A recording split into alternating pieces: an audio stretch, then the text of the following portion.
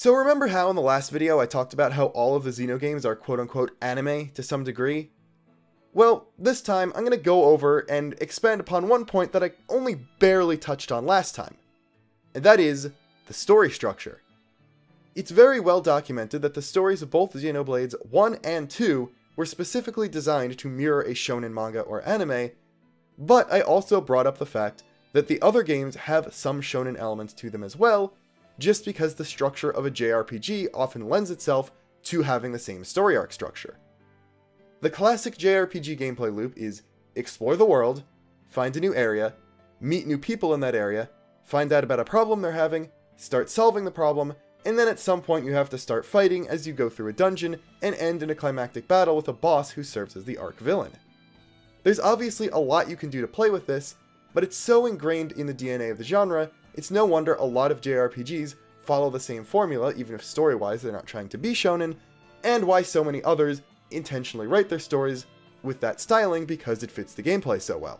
This video will go over what I think the story arcs are in 4 of the Xenogames, so everything except Xenosaga, both because I haven't finished the series yet, and because they knew they were going to be making multiple games to begin with, so they could structure the story a bit differently that way.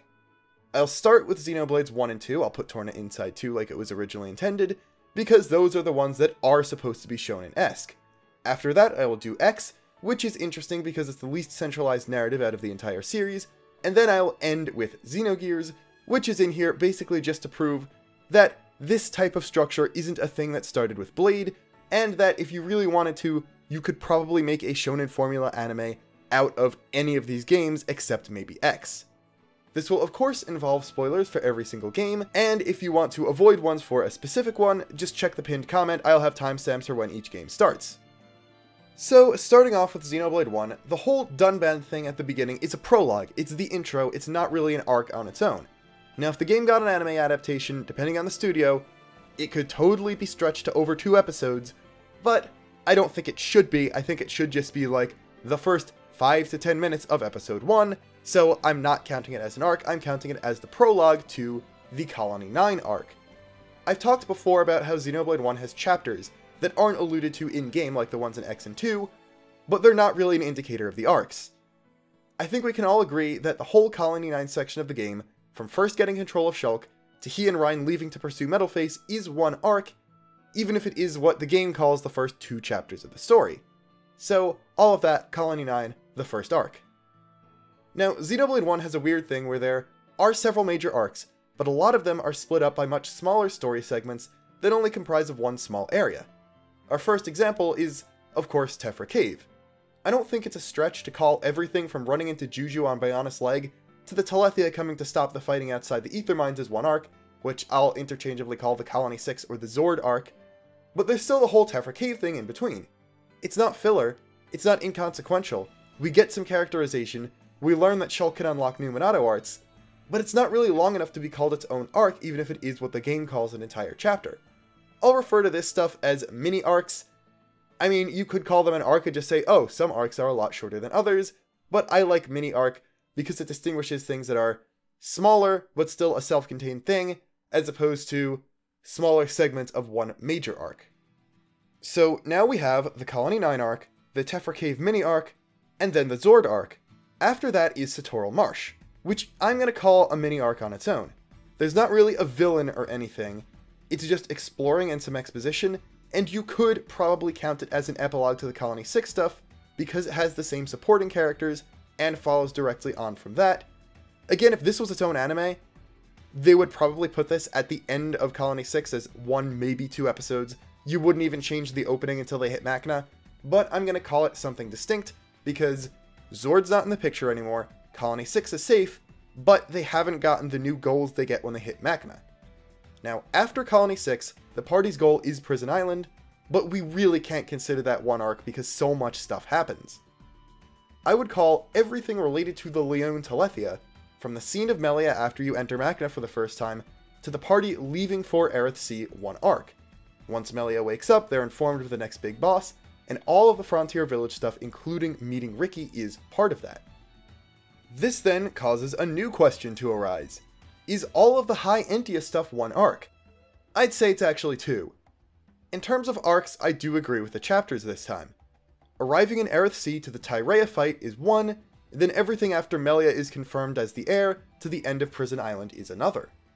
If you just went straight to Prison Island after the Mechon attack started, it wouldn't really feel complete enough to be a second full arc, maybe still a mini arc, but there is all of that exploring of Aerith Sea to unlock it first, and then you do sort of have to walk through Prison Island before those bosses. I'd probably call them the Alchemoth arc and the Prison Island arc, even though a lot of both take place outside of those locations, but you know me, later on I'll probably just call them something different. Hint hint. Now, this is going to be really contentious, but I consider Valak Mountain all the way through falling off Galahad Fortress one arc. Mumkar is technically the main villain of this section of the story. You do some exploring, you fight him once inconclusively, then follow him into Menace, and then you have a final battle against him. It's a common-ish shonen trope to have the characters beat the villain of an arc, only to get curb stomped by an even stronger villain right after to show how much they still have to grow, and this fits super well. You beat Mumkar, but then you go through Galahad Fortress and get destroyed by Egil. They do rescue Fiora, sure, but that's only because of Menace. You could call this the Invading Menace arc, the Sword Valley arc, or something like that, but there has to be at least one reference to a big shonen manga in here, so I'm going to call it the Fiora Retrieval arc. It starts after you find out Fiora's alive, and it ends once you get Fiora back, so I think that makes sense. An arc obviously ends at Menace Core, but how the hell do we split up things in between getting Fiora and that? I'd say divide it into 3. Fallen Arm is a mini-arc. It's largely a breather, an introduction to Fiora, some character development, and exposition with little to no fighting. Up through Agniratha is the first main arc. Gato is the villain of this arc. In a rare case, Egil actually does the curb stomp post defeating the villain thing 2 arcs in a row. Maybe I'm stretching it a bit by calling the entire Menace climb one arc, but you have to think about it. Menace Field and Central Factory, there's no boss there, there's little story there whatsoever, it's mostly just exploration, so especially if you were doing an anime adaptation, there's not really much substance there. This part of the story takes long because there's gameplay. Just them getting up Menace would be a few chapters in a manga, 1 episode in an anime not counting the fights. Menace Core would then be the 3rd arc. It's obviously much shorter than the entire climb up the Menace, but that's because 50% of it is one climactic fight against Egil. We can either call it the Menace Core or something related to the Menace's awakening. I'm calling this a full arc and not a mini arc despite the length, because, well, it's the end of what you think is going to be the game at this point. It's the final fight against Egil. This is important. You have to call this a full arc. And then, here, once Zanza starts, we stop paying attention to chapters entirely. Shulk getting shot by Dixon to the party arriving back in Colony 6 is 1 chapter on its own, and then the entire rest of the game is another chapter. No. I would call after Menace's fight with Zanza to Shulk awakening a mini-arc. Him coming back is definitely a climax, and after that is when they're given the goal of heading inside Bionis. Now, do we call Bionis Interior a separate arc from Prison Island 2? I would say yes, but Prison Island, Space Memory, and the end are one arc, since after Lorithia is out of the way, it's basically just you do Dixon's trials, working your way through Prison Island, and then once you reach the end, it's a boss rush of Dragon, Dixon, Spirits, and then Zanza. Alright, lastly, I'm going to group the arcs together. Some longer-running shonen series that have stories that build upon each other have arcs that are grouped together and aren't just self-contained. Now, obviously, longer series have a big plot building up, but sometimes the characters have one specific goal and take several arcs to get through that or to have their goals change. And different fandoms, I think, use different words for this. I like saga. It doesn't really fit with the definition of saga, and I clearly can't use this when I get to Xeno Saga, but I'm going to roll with it. For Xenoblade 1, I came up with 4 sagas that I think make sense. The first is the Colony Saga, aka A Tale of Two Colonies. It's the short one, it's the beginning, Colony 9 arc, Tephra Cave mini arc, and then the Colony 6 arc. Although Colony 6 is actually pretty big of an arc, so maybe it's not too small to begin with. Then is the Prison Island Saga, which is once they get the gold to go to Prison Island until they get to Prison Island. That would include the Machna Forest arc, the Alchemoth or the Bionite Order arc, which I feel like would make more sense if you had more than 2 fights against Bionite Order members, and then the Prison Island arc. After that is the longest part, the Menace Saga, which is the Fiora Retrieval arc, the Fallen Arm mini arc, the Menace Climb arc, and the Menace Core arc. And then after that, the Zanza part of the game really is much shorter than anything related to the fighting Mechon part. So, the Zanza Saga is its own thing. It's the post-core mini arc, the Bionis Interior arc, and then the end, which I'm going to call the Beginning of the World arc, because Monado, Beginning of the World. And now we get to Xenoblade 2, and this one is actually much easier because for the most part, the chapters align pretty well with the arc structure. Even though the game is just as long as Xenoblade 1, the story feels smaller or more compact because there's no villain shift. The scope expands, but the first major boss and the final boss are both Malos, so most bosses at the end of chapters, and therefore the end of arcs, are going to be members of Torna. Also, most arcs correspond very neatly to one Titan, so it's really easy to name them too. Chapter 1 is a full arc, even if it's just an introduction. There's enough meat in it, there's enough character building, enough stuff happens, even though the main character doesn't get his powers until the very end of it. We're going to call it the Encounters arc. I'm going to name it after the chapter instead of the Titan, because Argentum isn't the focus. Chapter 2 is the Gormod arc, Chapter 3 is the Oriya arc, that's pretty simple, and we get our first split between chapters and arcs at 4. The second visit to Gormod is basically filler. I wouldn't call it such if Rock was actually used at any future point in the story, but alas, this is obviously a mini-arc.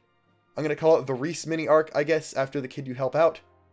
And then, the rest of Chapter 4 just is a more Ardain arc. It's the exact same thing, as if the Reese thing never happened and Rock just showed up at some point.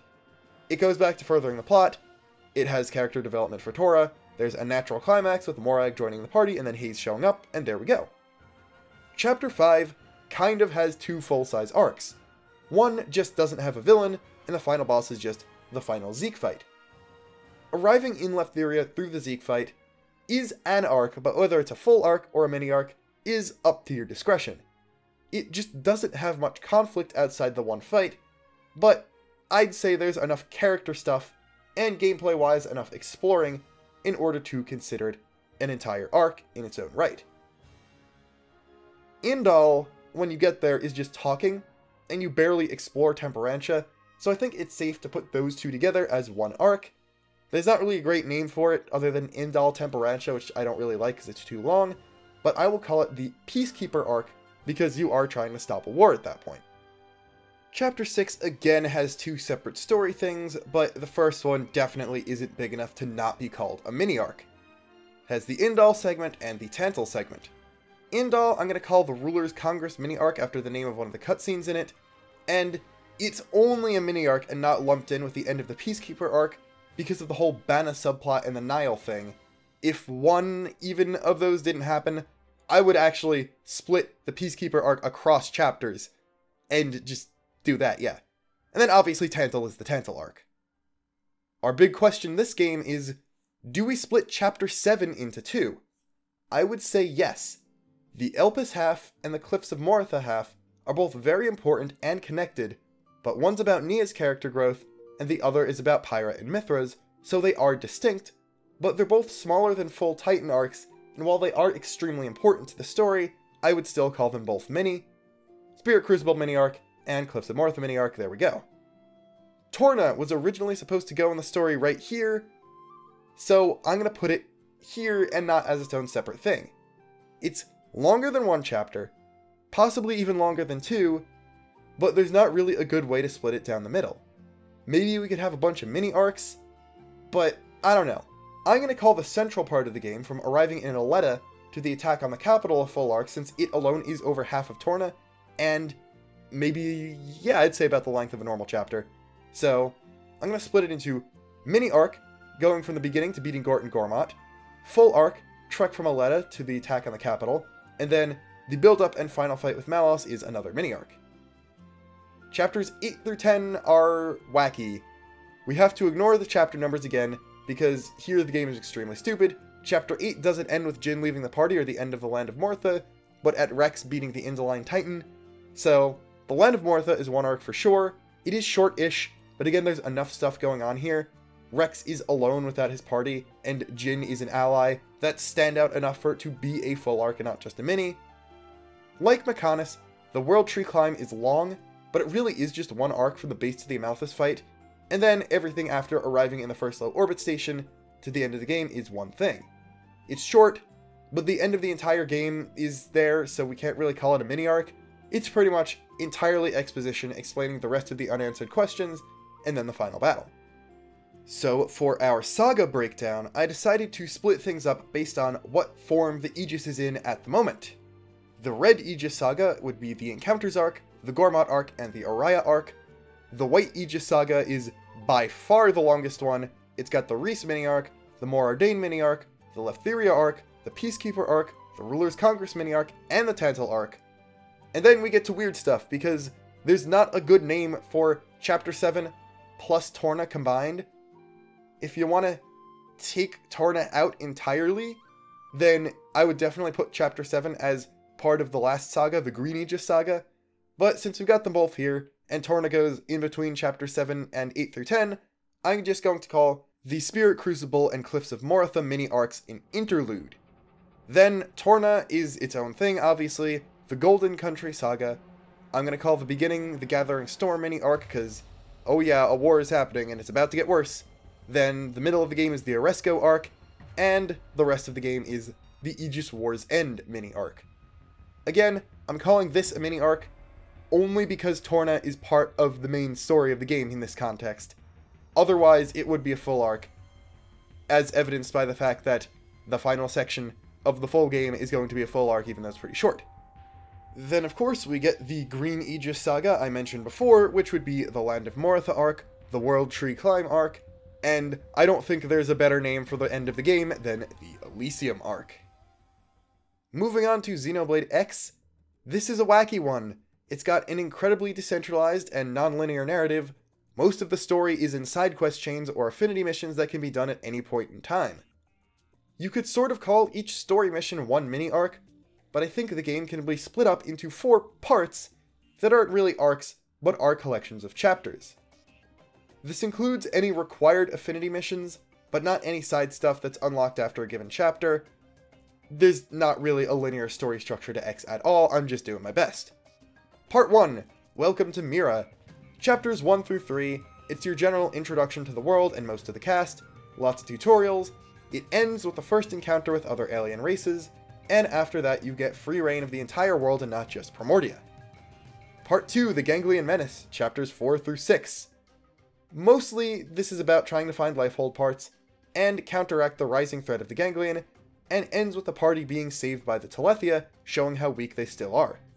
Also, after this is when you first get the opportunity to get a Skell license, which is definitely a turning point in the story. Part 3, The Skell Saga. I named the video in my old Xenoblade X Let's Play, when I got my Skell, The Skell Saga. No one, I don't think, ever picked up the Cell Saga connection, but I definitely have to do this intentionally here. This is just chapters 7 through 8.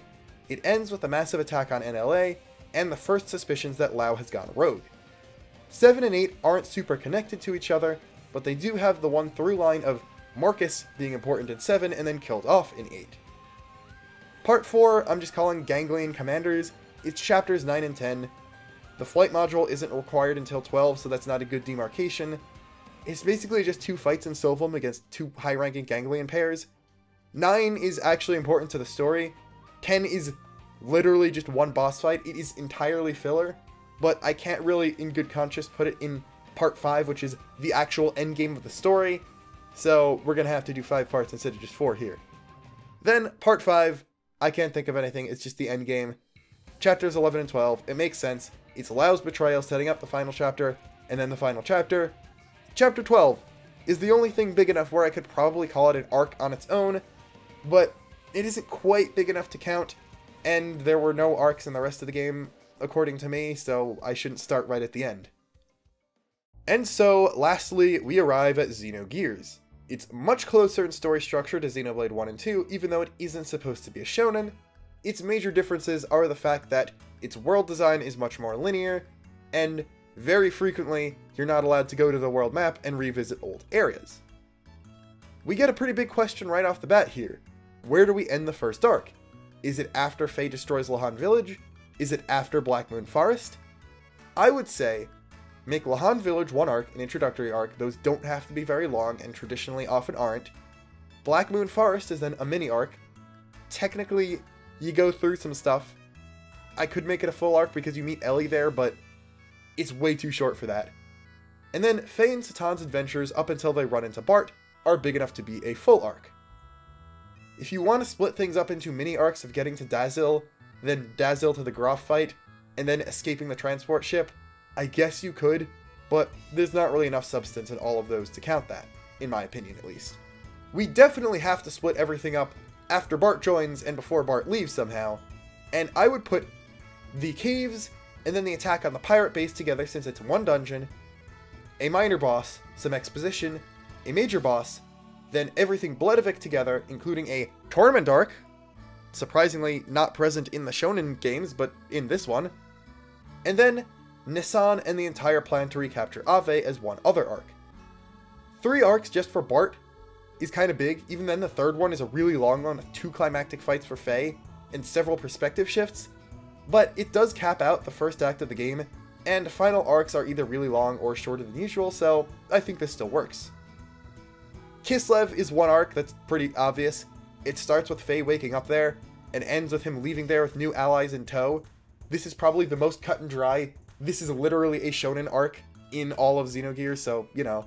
Also, most of Kislev is tournament arc number 2, so yeah, the very not shonen story game has 2 more tournament arcs than the 2 shonen games combined, which is kind of funny. After that, we get another how do we split things up question. The Goliath factory is pretty short overall, but it does end with a climactic fight against Groff, and a party split, while the Thames ends with Faye getting injured. I would call Goliath Factory a mini arc, while Thames is a full arc, just because Goliath Factory is very short, the only substance it has is at the end, and then a lot of stuff happens in the Thames. Maybe you could do a mini arc, and then a mini arc after he reunites with the party again, but yeah, I think it's better with Thames being one arc. It gets a little weird after this because your main character is out of commission for a very long time, and you don't get a dungeon or a villain for a pretty decent amount of time. The party leader also bounces around from Ellie to Billy. You have Ethos HQ, then some scenes at the orphanage, then the entire Reaper ship before you get to any of the revelations about Ethos. I'm going to split it after the ship. Call everything up to the boss of the Reaper ship the Billy arc because it does focus more on him even than healing Faye.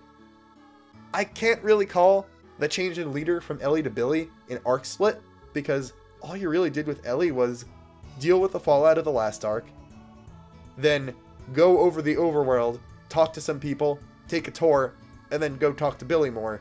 So it's not really substantial enough to be an arc, even though you do switch leaders, which is kind of important. Although this is Xenogears, this is probably the game where it happens the most often. The Ethos HQ dungeon version and Zeboim Ruins are 2 dungeons, but they're definitely part of the same arc, because at one point you're just trying to figure out what's going on, and then at the end you figure out, oh, Ethos are the bad guys, and then you immediately go to deal with them. So I'd say this arc ends when Stein is defeated, and Faye becomes party leader again. There are elements and id in there too, but they're just minor bosses technically.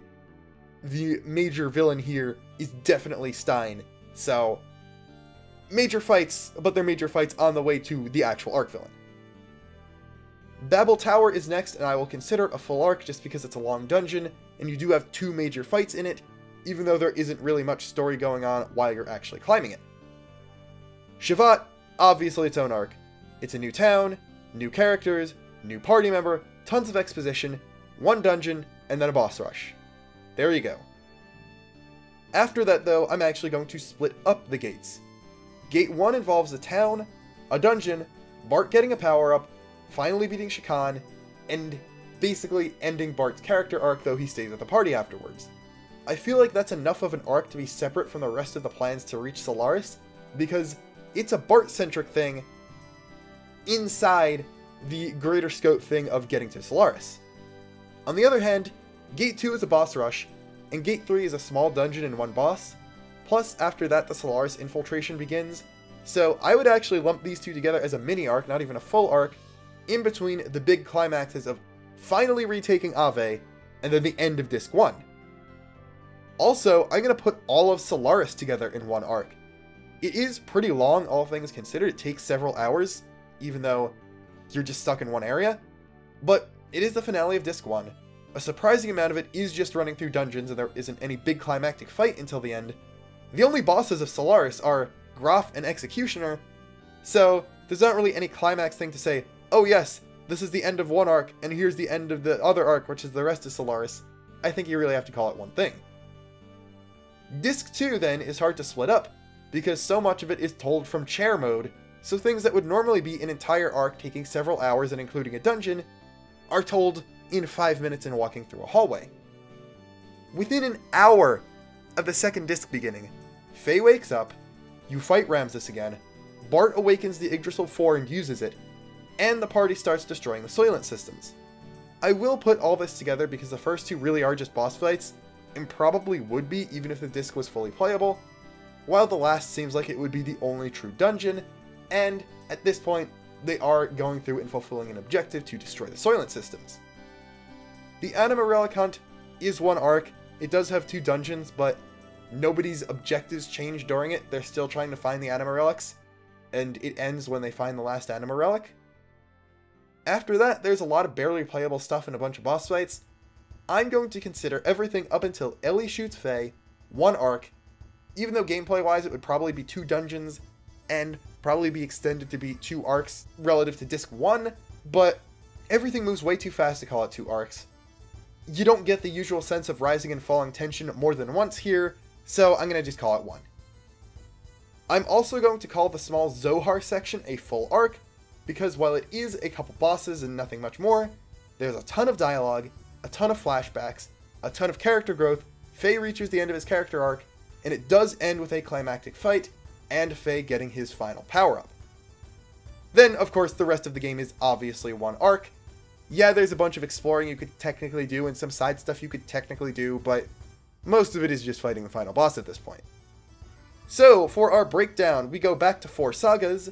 The Ave Saga is the Lahan Village arc, the Black Moon Forest mini arc, the Ave Desert arc, the Sand Pirate arc, the Bledavik arc, and the Liberating Ave arc. Lots of arcs. The Ethos Saga is really the best name I could think of this, because I am lumping Kislev through the end of the Ethos. The beginning isn't super connected to Ethos, but it is while you're in Kislev do you find out that, yeah, Ethos has some clout. They're capable of influencing politics and, like, fixing fights and stuff, so I think it does work. This would include the Kislev arc, the Goliath Factory mini arc, the Thames arc, the Billy arc, and the Defeating Ethos arc, or the Stone arc, I guess you could call it. Then we've got the Shavat Solaris Saga, which is basically the conflict between the 2 floating nations. I guess I could call it, like, the Floating Nation Saga, that would work too. We've got the Babel Tower arc, the Shavat arc. I'm going to call Gate 1 the Andvari arc, because Bart getting the Omni Gear is the main focus of that thing. The Solaris Gates mini arc, and then the Solaris arc itself.